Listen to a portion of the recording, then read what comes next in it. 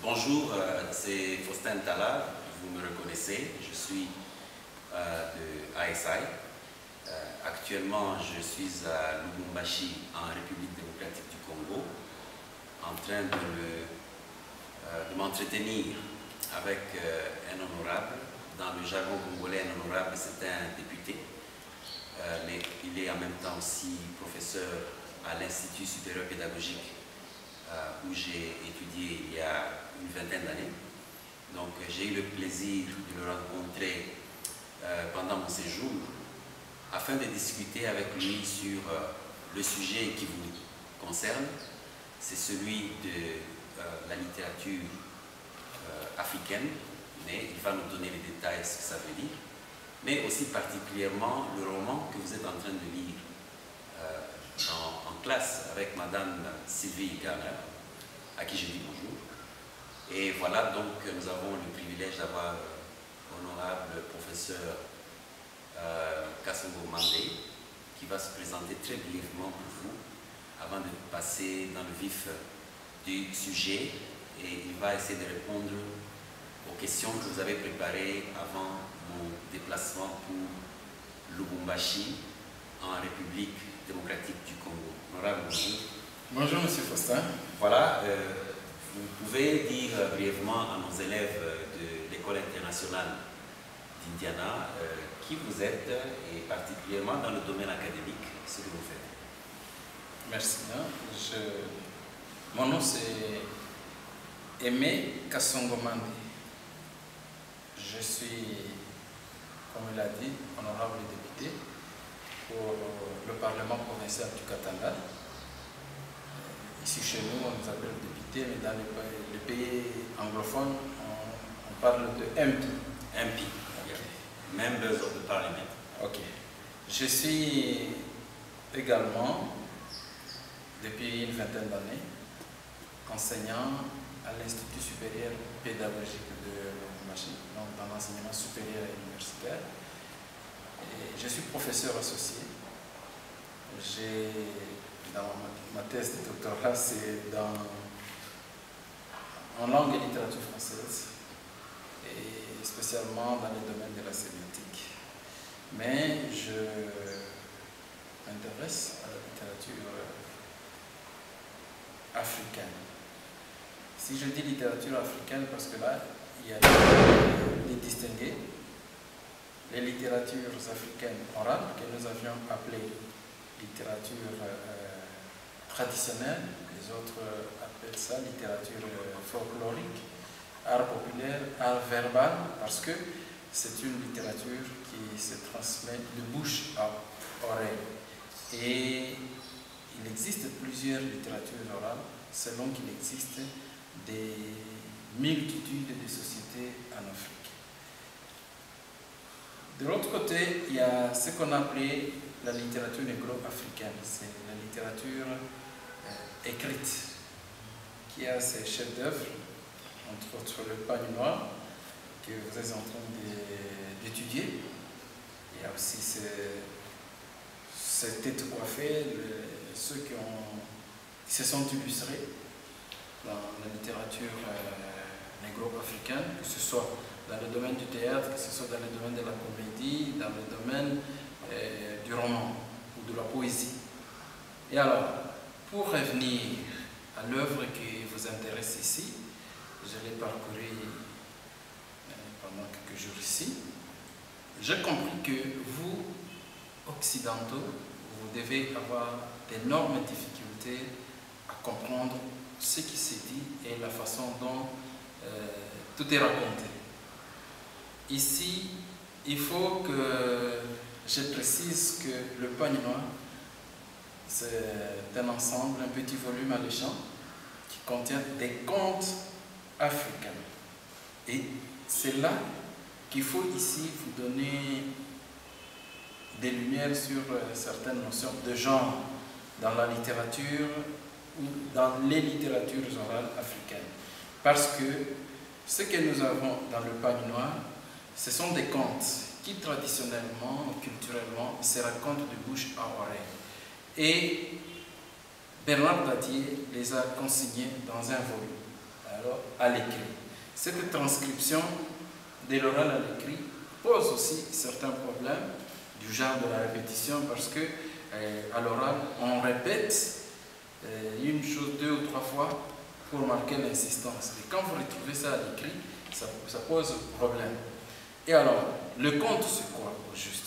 C'est un genre. Et par genre littéraire, ici nous entendons, comme l'a défini Superville, ce sont des cadres déterminés qui imposent au sujet traité leurs règles, leurs caractéristiques. Ça signifie quoi? Lorsque vous traitez d'un conte, par exemple, il y a des règles spécifiques au conte. Il y a des caractéristiques, par exemple, les contes ne peuvent pas se dire pendant la journée. C'est toujours la nuit, au soir, autour du feu. Ça, ce sont des caractéristiques propres à ce genre-là. Alors, parce que nous parlons des contes, je voudrais préciser, il y a des contes, il y a aussi des chansons, parce que j'ai vu parmi vos préoccupations des chansons qui sont reprises ici. Il faut savoir que la chanson, d'abord, c'est l'expression même de la vie pour un Africain. C'est un délassement, un tonifiant aux heures de repos. Comme nous disons chez nous, tout est chanson, tout est rythme. C'est ainsi que la chanson rythme et berce les heures sombres comme les heures claires. Rythme et berce le repos, le travail, la douleur, la joie, la détente, l'effort.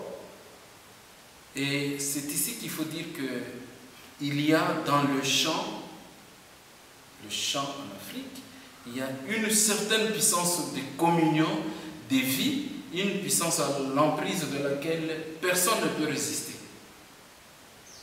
À travers la chanson, on peut communier avec l'au-delà. C'est pour dire que le chant s'ingère dans la vie de chaque activité, pour exprimer les états d'âme, pour exprimer les émotions. C'est ainsi que lorsque vous lisez dans le Pagne Noir ici, et évidemment le conte Pagne Noir, l'enfant, l'orpheline Aïwa, qui doit aller nettoyer, tremper le pagne noir que sa marâtre lui a donné, le tremper plutôt dans l'eau pour que ce soit blanc. Et quand l'enfant a essayé la première expérience, le pagne était toujours noir, l'eau refusait de mouiller le pagne. À plus de 2 expériences, l'enfant a commencé à chanter. Cette chanson, c'était pour exprimer sa détresse, pour exprimer tout ce qu'elle sentait, tout ce que l'orpheline sentait en elle. Donc, exprimant par là aussi les limites de sa vie, les limites de son pouvoir à rendre le pagne blanc. Alors, la chanson lui a permis d'invoquer, c'est ainsi que quelque part, on verra que sa mère va apparaître et lui remettre un pagne blanc.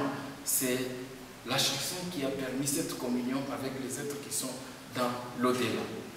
Et les chansons en existent pour toutes les circonstances. À la naissance du jumeau, on peut chanter. À la dentition, quand l'enfant a ses premières dents, on peut chanter. L'enfant fait ses premiers pas. Il y a des chansons spécifiques, le mariage, l'intronisation. Il y a les chansons pour bercer l'enfant, les berceuses. Il y a des chansons pour les pilonneuses, par exemple, parce que en Occident, on utilise des moulins, des minoteries pour obtenir de la farine. Mais ici, chez nous, dans la culture, ce sont des dames qui pilaient du mil, qui pilaient du maïs, du manioc, dans un mortier avec des pilons, et quand elle pilait, elle chantait, il y a des chansons spécifiques comme ça. Alors si vous retrouvez ce genre de chansons, vous n'allez pas vous retrouver, vous n'allez pas comprendre. Il faut qu'il y ait quelqu'un qui puisse vous expliquer le pourquoi de ces chansons dans un texte écrit. Et ici, il faut dire qu'il y a beaucoup d'oralité. Des répétitions des verbes, des répétitions de mots, c'est de l'oralité dans l'écrit. Donc, ce qui s'est dit à l'oral, les narrateurs ici essaient de mettre ça par écrit. Et ça pose un problème pour les Occidentaux qui ne sont pas habitués à ce genre de style. Et alors, j'ai repris quelque chose ici autour des contes parce que ça m'a un peu intéressé de voir que j'ai des difficultés autour des récits, des contes évidemment, parce que ça ce sont des contes. Et il faut dire que les contes font partie d'un ensemble de récits historiques et de légendes. Mais il y a toujours des différences entre légendes, entre récits historiques et récits étiologiques. Pourquoi? Parce que les légendes, vous le savez, ce sont des récits qui mêlent l'histoire réelle à l'imagination et au merveilleux. Ça, ce sont des légendes. Il en existe partout. Dans la mythologie, il en existe. La mythologie grecque, il en existe. Il y a des récits historiques qui sont des récits qui relatent de hauts faits ou des événements qui ont eu lieu dans l'histoire politique, militaire des institutions. Donc non pas des faits réels qu'on essaie d'amplifier pour les immortaliser. Ça, ce sont des récits historiques. Mais il y a aussi des récits et des contes étiologiques, c'est-à-dire qui essaient d'expliquer un événement sans référence à la religion. C'est ça, justement, la différence entre des légendes, des sagas, parce que là, on explique l'origine du monde, on explique l'origine des faits en se référant à la religion. Mais les récits étiologiques, non. Mais il y a aussi des récits, des contes populaires, tels que vous les retrouvez dans le Pagne Noir. Des contes populaires, et ce sont ceux qui se distinguent des contes, des récits, des récits historiques, des légendes qui se distinguent par leurs caractéristiques amusantes.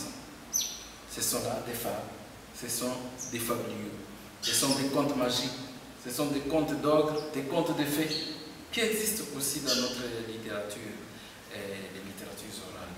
Des fables, vous le savez, on met en scène un personnage animalier pour dégager une leçon de morale. Et ici, je réponds à une des préoccupations pour dire, est-ce que le conte peut partir d'un fait réel? Non. Non, ça ne peut pas partir d'un fait réel. Vous verrez que tout ce qui est raconté ici, ça n'a rien à voir avec la réalité. C'est de l'imagination qui met en scène une situation donnée dans un contexte précis, avec des personnages, par exemple l'araignée, les petits amasés ici, par exemple des animaux tels que la tortue ou des insectes, mais à la fin pour dégager une leçon de morale. Et les fabliaux, on le sait, ce sont des récits où des bêtes considérées comme faibles, impuissantes, mais triomphent des grands animaux tels les lions, les panthères et autres, par leur ruse et leur vivacité. Et vous trouverez ici aussi quelque chose, par exemple, dans votre conte ici,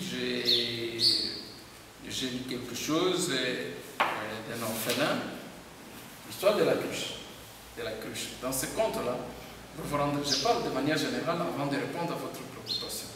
Alors dans ce conte-là, vous vous rendrez compte qu'il y a un enfant, Kofi, qui est aussi un orphelin qui a cassé la cruche de sa marâtre, et celle-ci lui demande d'aller chercher une cruche semblable à celle-là. Alors vous comprendrez que l'enfant, Kofi, était obligé d'aller à travers le monde chercher où il pouvait trouver ça.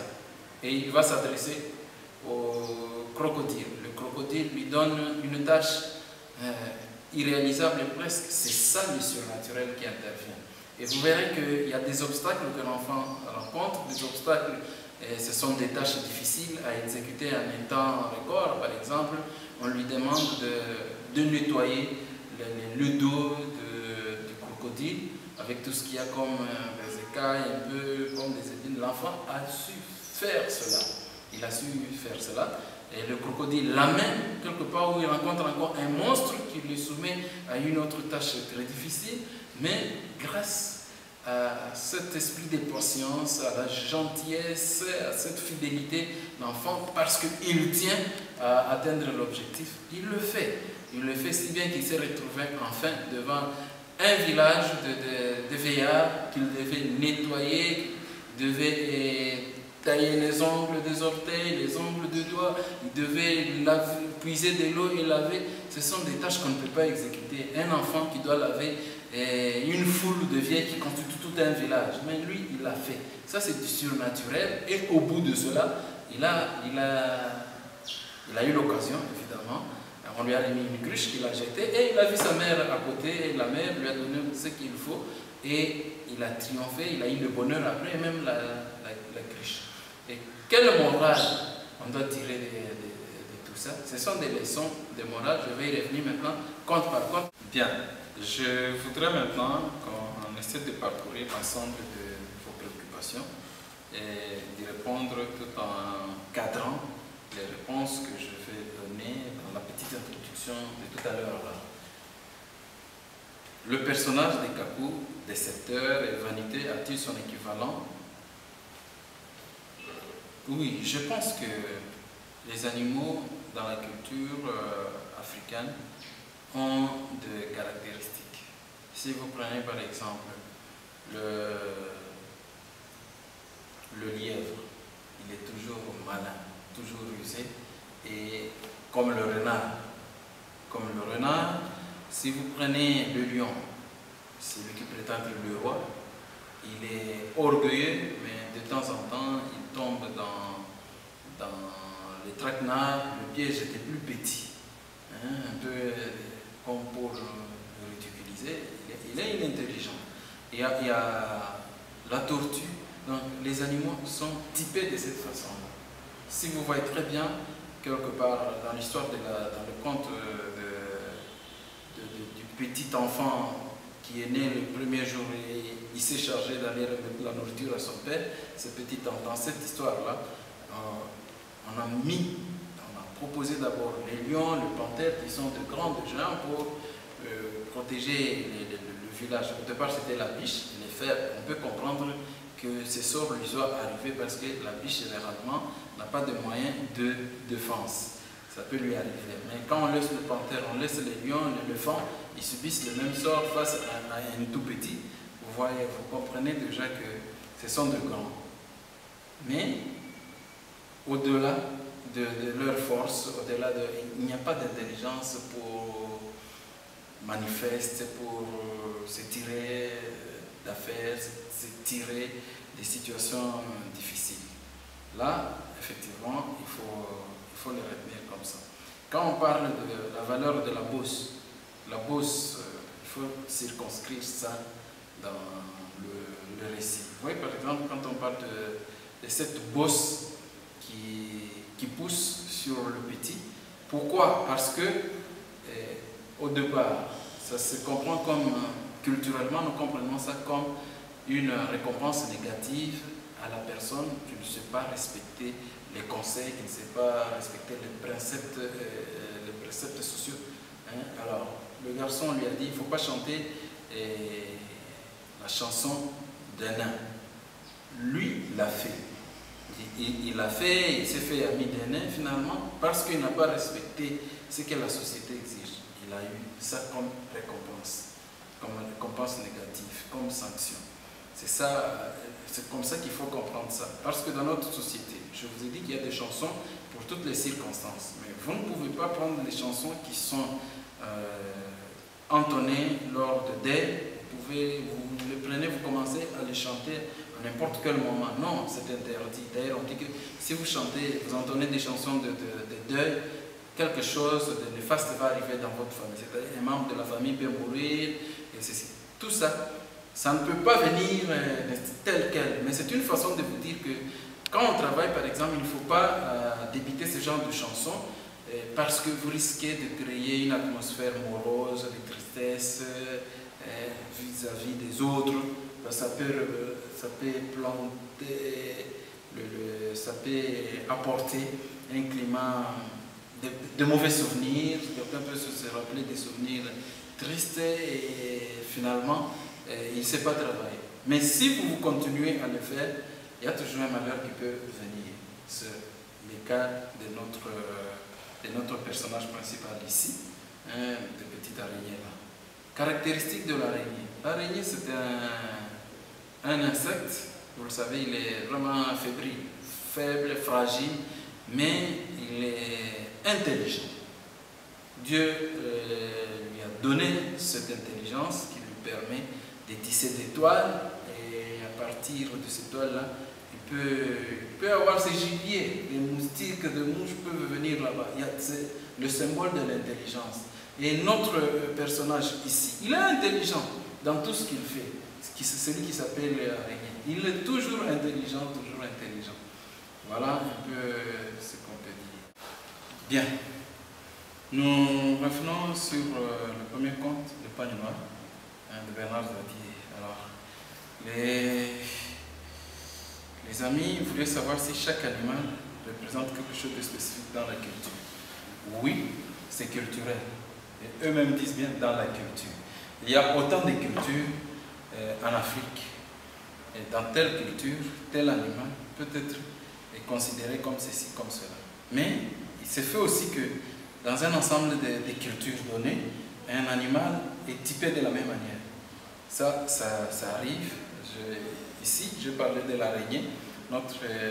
Le personnage ici, Kakou Ananze, il est apparemment intelligent, et cette intelligence lui permet de se prendre en charge même dans des situations les plus difficiles.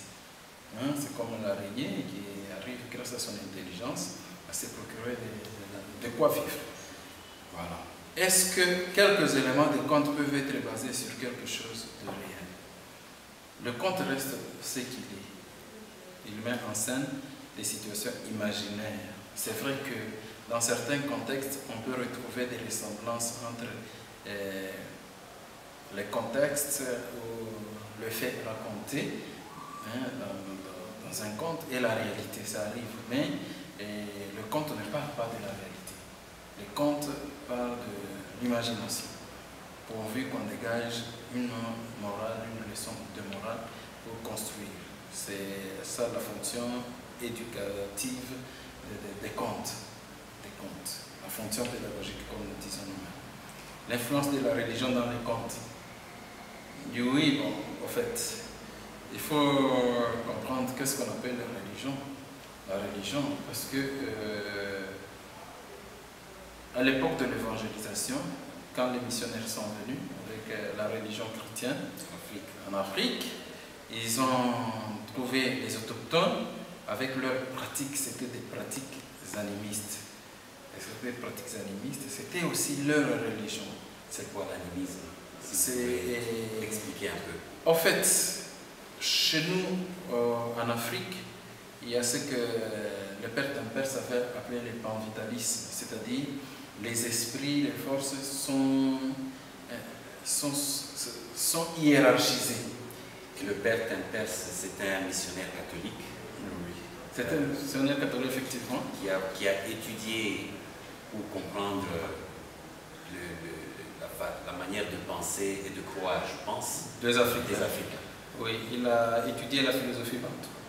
Et dans son étude, il a dégagé que ce qui est vrai, que les forces sont hiérarchisées. Quand vous mourrez, par exemple, vous allez dans l'au-delà et il y a des forces là. Ces forces sont, il y a des esprits bienfaiteurs, il y a des esprits des mers, il y a des esprits des forêts, il y a toute cette hiérarchie va jusqu'au sommet où vous retrouvez Dieu. Donc, les Africains atteignaient Dieu en passant par d'autres esprits. Ce que la religion catholique n'a pas accepté, n'a pas toléré, on a considéré ça que c'est du paganisme. Pour nous, l'animisme, c'est ces cultes-là, des esprits qui ont chacun un rôle à jouer, une fonction à jouer pour la vie des humains, de nous qui vivons. C'est ça. Alors, quand vous posez la question de savoir la religion dans les contes, ce que vous retrouvez là, c'est les surnaturels. Les surnaturels dans les contes. Les surnaturels, effectivement, ça renvoie à la réalité. À la réalité parce que les Africains croient au surnaturel, croient à un monde au-delà de celui qui existe. C'est là même le sens des fétiches, par exemple. Et je réponds directement à la question parce qu'à la page 9 ici, on parle de féticheurs et on voudrait savoir le fétiche, ça peut être quoi? Le féticheur, c'est celui qui pratique le fétiche. Et le fétiche, ça peut être un objet, ça peut être un animal, un petit animal, ça peut être un objet, peut-être la corne d'un buffle, on a mis là, on peut faire un mélange, on y met un peu de terre, un peu de ceci, tiré de la nature, et auquel on dote une puissance, un pouvoir d'agir, par exemple, un pouvoir de nuire à quelqu'un d'autre, à la vie de quelqu'un d'autre, un pouvoir de protecteur, vous protéger contre les attaques des autres, les attaques des sorciers. Effectivement, c'est ça le fétiche. Les fétiches. Alors, vous comprenez déjà que tout cela, il faut mettre ça dans un contexte de l'animisme chez nous en Afrique. Et alors, le miroir de la disette. Le miroir de la disette, c'est un autre conte ici. Et la morale du conte nous pose problème. Le point de suspension laisse au lecteur le loisir de comprendre, d'interpréter. Nous, je comprends facilement, eux, en tant qu'occidentaux, ils ne peuvent pas facilement compléter ce qui est sous-entendu à travers les points de suspension. Ça, c'est vrai.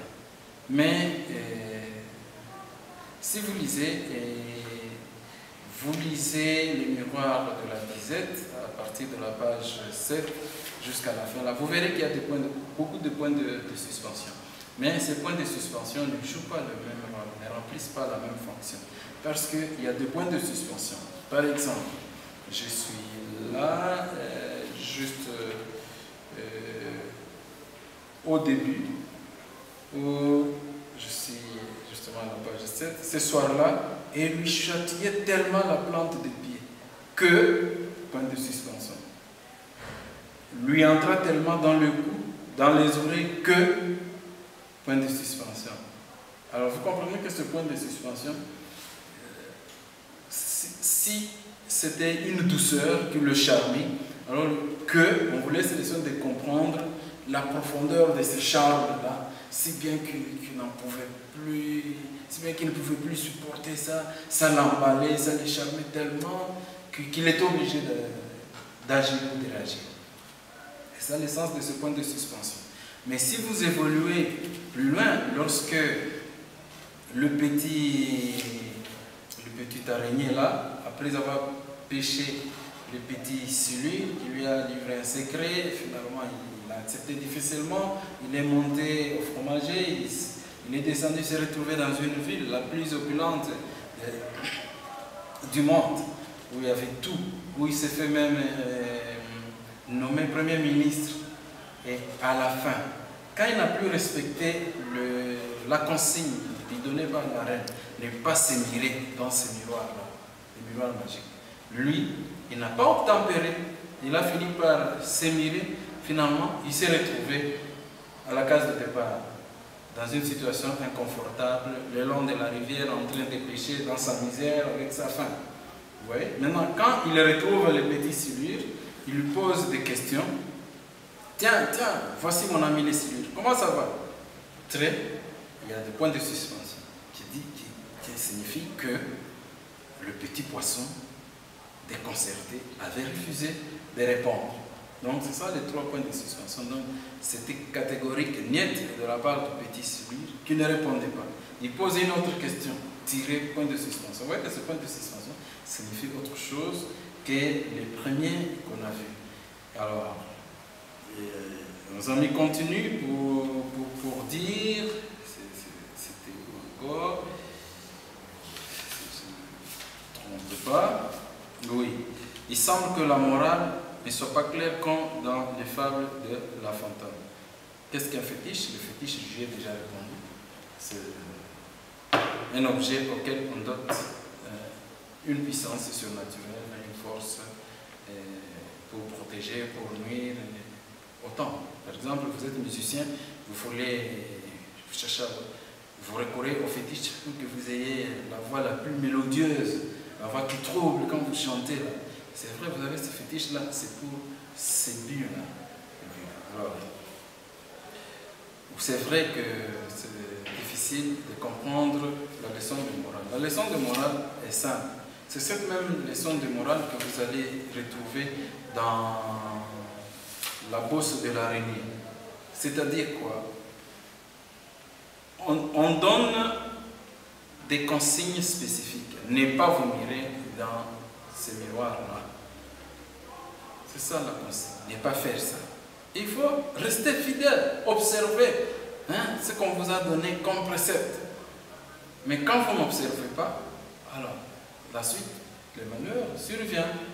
La suite, c'est que dans l'histoire de la bosse, la suite, c'est que Kaku, en Azé, s'est retrouvé avec une bosse pour n'avoir pas écouté les conseils de la société qui interdisait de sortir quand vous entendez les nains chanter, qui interdisait de reprendre, de scander leurs chansons. Lui a violé ses préceptes, la conséquence, il a eu la bosse.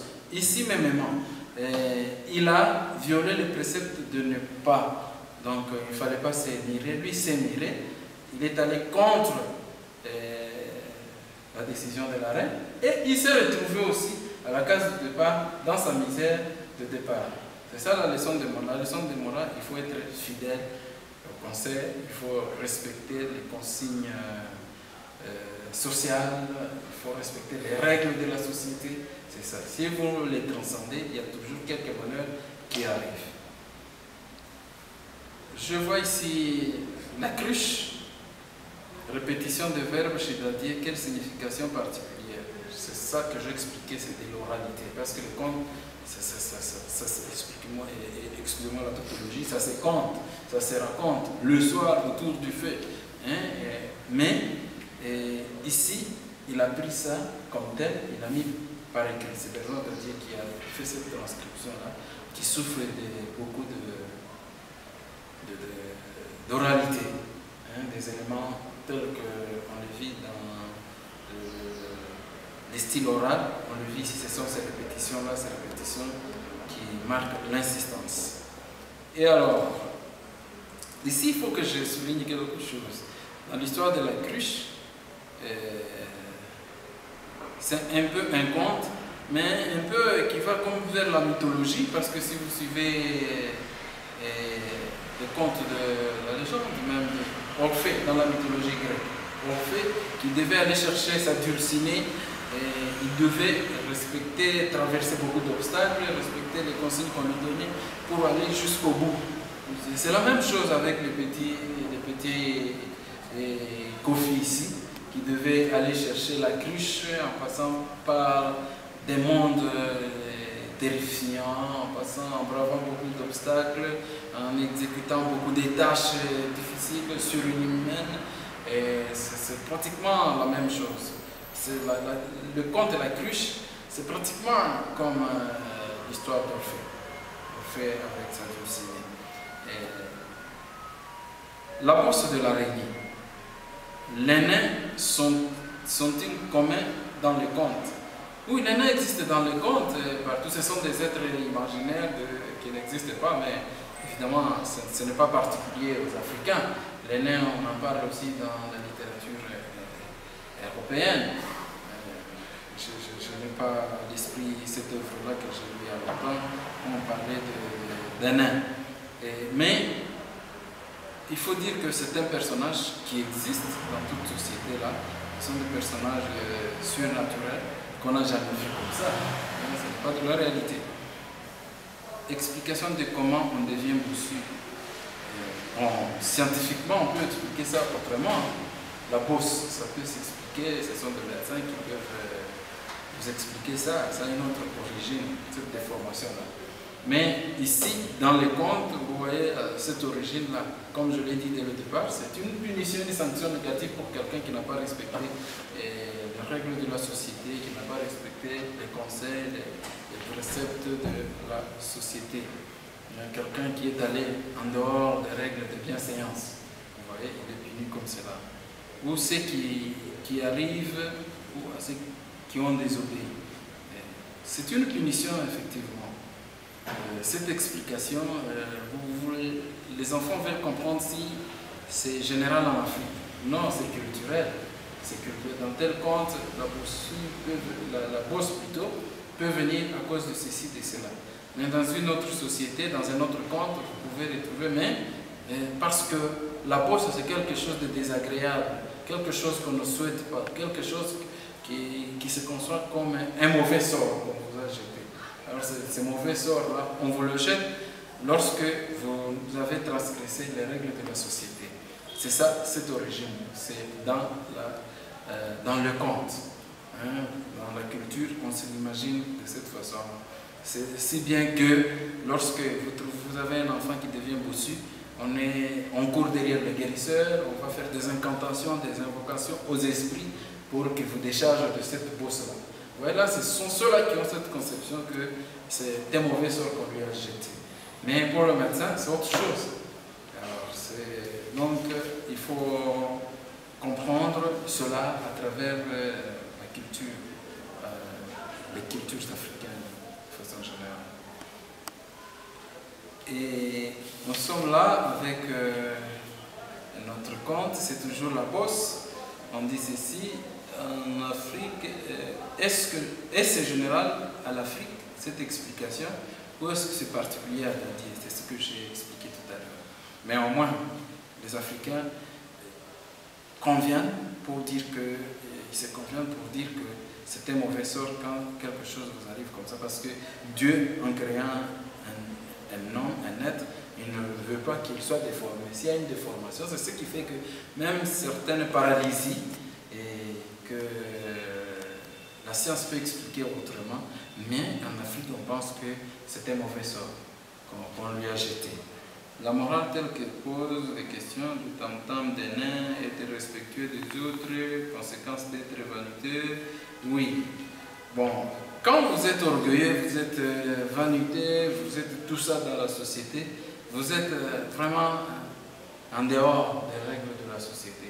Et culturellement, il y a toujours quelque chose qui peut survenir comme mauvais sort, que les autres peuvent vous jeter, que les dieux peuvent vous jeter, que les féticheurs peuvent vous jeter, que ainsi de suite. Ça a des origines assez différentes. L'enfant terrible.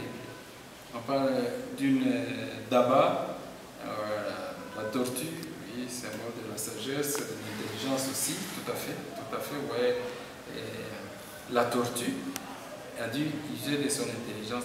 Il se sent d'abord faible par rapport à l'enfant, cet enfant terrible qui a réussi à terrasser les panthères, les lions, les éléphants, mais lui s'est dit qu'est-ce que je peux? Il préfère aller, il s'est fait d'abord flatteur.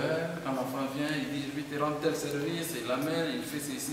Il s'est montré très gentil, si gentil que le petit l'a adopté et n'a rien fait.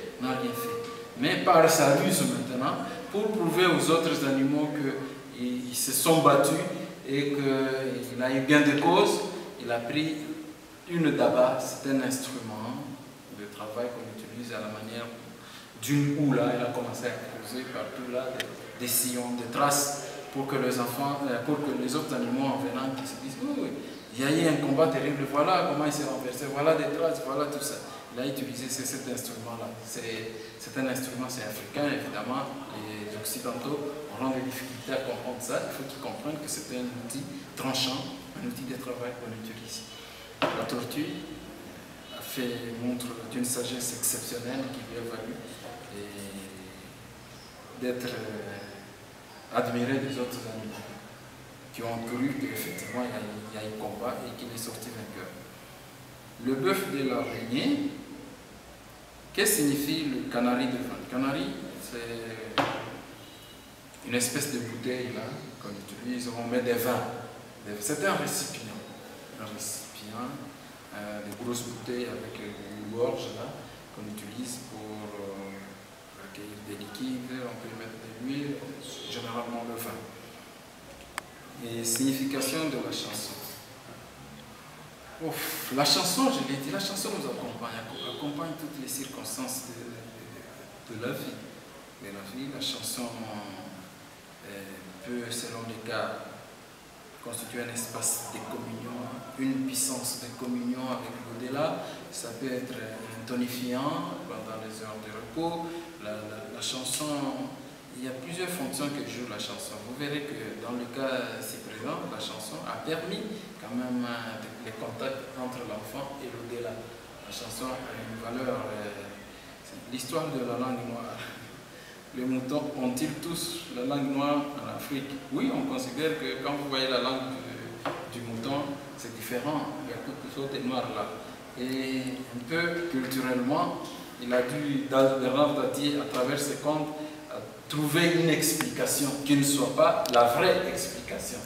Qui ne soit pas la vraie explication, mais à travers le conte là, il a trouvé comment expliquer pourquoi le mouton a une langue noire.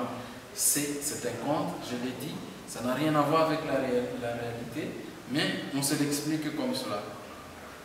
Voilà un peu les grandes préoccupations que j'ai retrouvées pour les amis. Nous sommes toujours là. S'ils ont des préoccupations, vous pouvez nous atteindre par téléphone, par mail, on peut toujours répondre. Je vais d'abord conclure en disant un grand merci à l'honorable Kassongo Mandé pour son temps. C'est un homme très occupé et il a répondu à tous les rendez-vous que nous nous sommes fixés avec beaucoup de plaisir. Et je pense que vous avez retenu quelque chose de très important dans son explication et son analyse, et surtout le contexte qu'il a donné par rapport à la littérature que nous appelons la littérature africaine. J'espère aussi que si vous avez des questions prochainement, avant de prendre votre bac, votre examen, il a dit qu'il est disposé. Je vais lui laisser mes coordonnées, je vais le mettre en contact avec Madame Sylvie Garnet et on va essayer de faire cet échange directement, plutôt que par moi. Et ce que je vais vous recommander, c'est que lorsque vous avez fini de lire ces bouquins, vous n'avez rien à faire avec. Il y a de la place ici à l'Institut supérieur pédagogique où vous pouvez envoyer ces livres que nous pouvons utiliser dans le département de français. Donc voilà le contact que je viens d'établir pour vous. J'espère qu'il sera un contact mutuellement fructueux pour les uns comme pour les autres. Merci beaucoup, honorable, pour votre temps. Merci, merci, c'est notre temps, nous sommes des scientifiques. Oui. C'est vraiment notre tâche. Merci beaucoup. Et nous sommes vraiment dispo pour eux, pour Thomas. Merci beaucoup. Merci beaucoup. Et je reviens tout de suite.